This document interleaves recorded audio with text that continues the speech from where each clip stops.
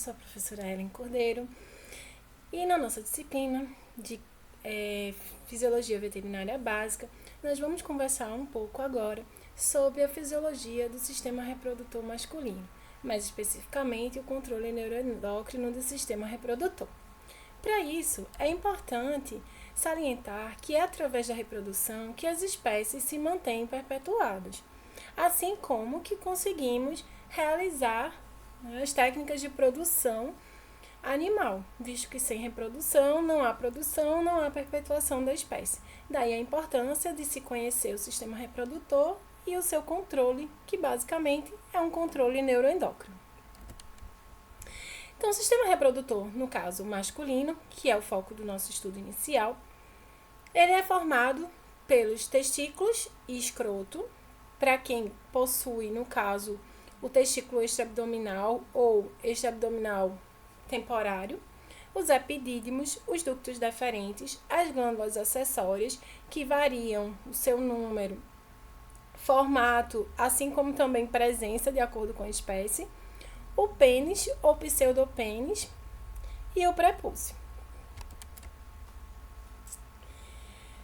Antes de mais nada, é importante salientarmos como ocorre o desenvolvimento do sistema reprodutor, para compreendermos, inclusive, a interferência hormonal que ocorre durante esse evento.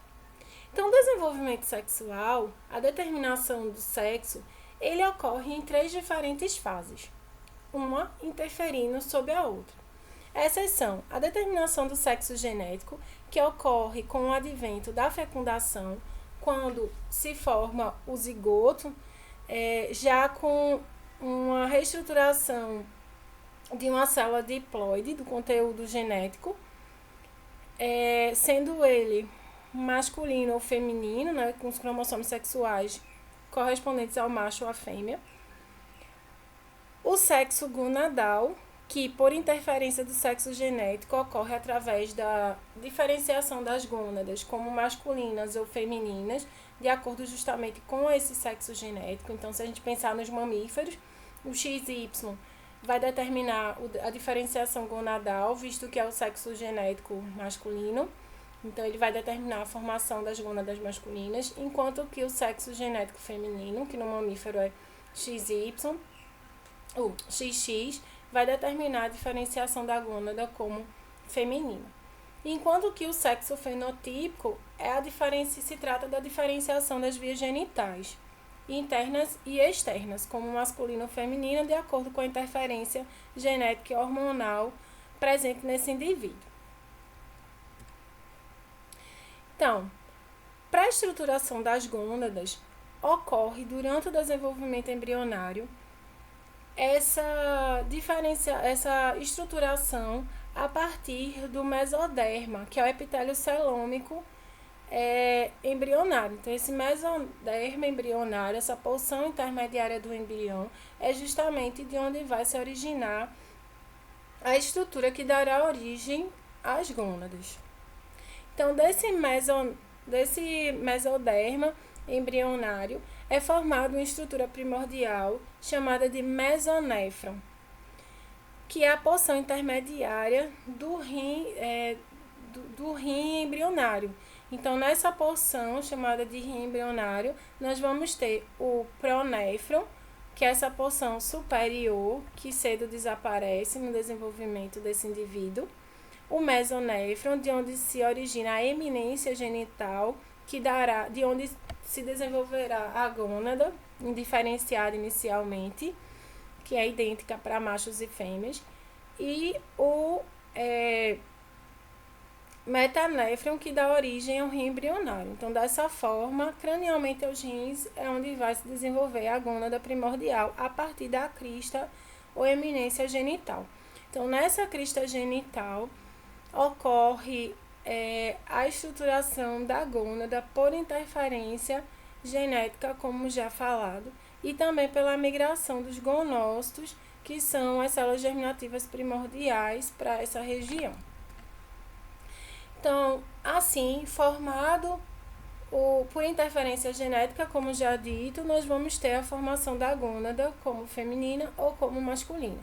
Então, aqui um exemplo, né, de espécies, como os mamíferos que têm o sexo cromossômico como X e Y, de forma que a célula diploide XX corresponde a uma fêmea e a célula diploide XY corresponde ao macho, lembrando que isso não se repete para todas as espécies, para todos os animais, visto que, por exemplo, nas aves, os cromossomos sexuais são Z e W, e o ZZ é um macho, enquanto que o ZW é a fêmea. Então, a determinação do sexo embrionário é pela fêmea e não pelo macho, no caso desses animais e de outros também.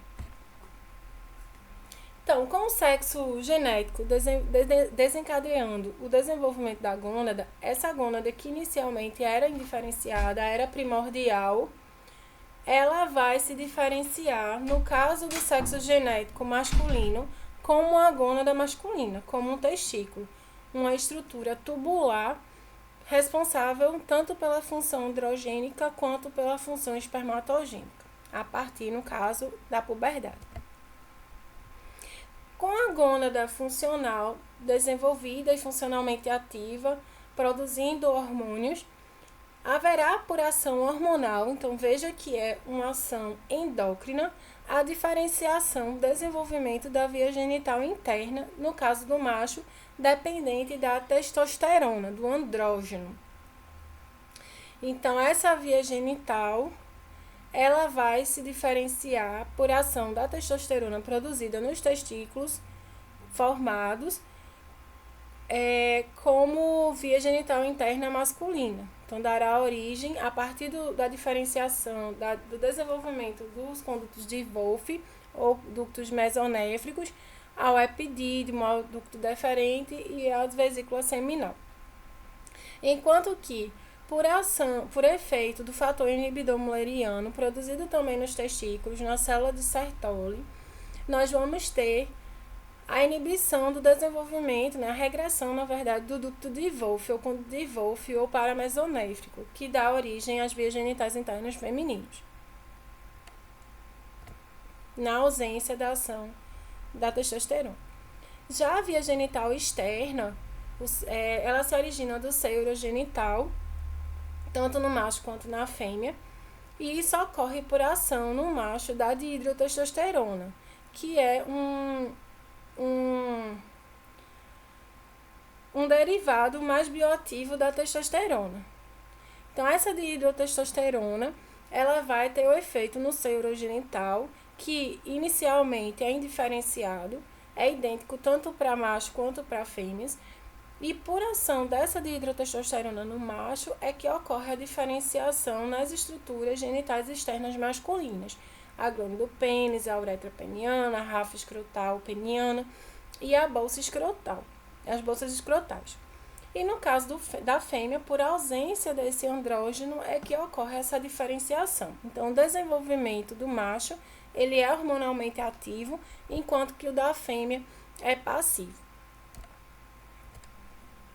Então, aí só mostrando justamente o que a ausência ou a presença dessa dihidrotestosterona vai determinar. Então, a presença, a diferenciação das estruturas masculinas a partir desse seio urogenital, e na fêmea, pela ausência da dihidrotestosterona, a não diferenciação como macho e sim como fêmea, formando os lábios o clitóris, a glândula do clitóris, os lábios maiores, os lábios menores. Então, são estruturas de mesma origem das do macho, mas que se diferenciaram de forma contrária em virtude dessa ausência da dihidrotestosterona. E também na vida pré-natal ocorre a diferenciação do hipotálamo, o que é de suma importância para, no caso do macho, não haver a ciclicidade reprodutiva que ocorre na fêmea. Então, na fêmea nós temos a ciclicidade ovariana, enquanto que no macho não, o que se dá justamente pela masculinização desse hipotálamo em virtude da exposição desse sistema nervoso também ao andrógeno. O desenvolvimento desse indivíduo, ele não só ocorre na vida pré-natal, como também pós-natal.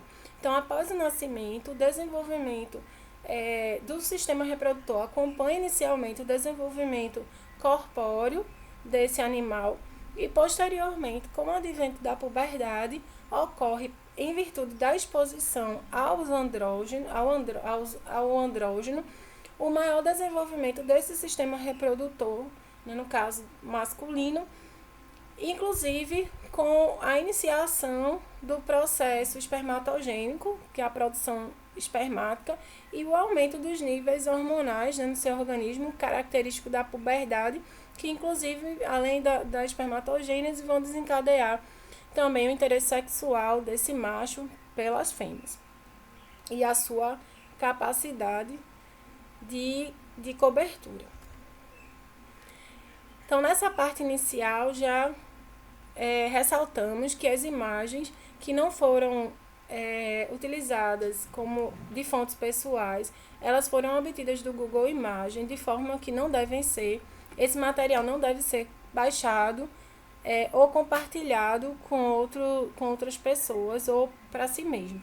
Apenas devem ser acessados via AVA pelo link de aula, com uso exclusivo para a disciplina. Até a próxima etapa. Bons estudos!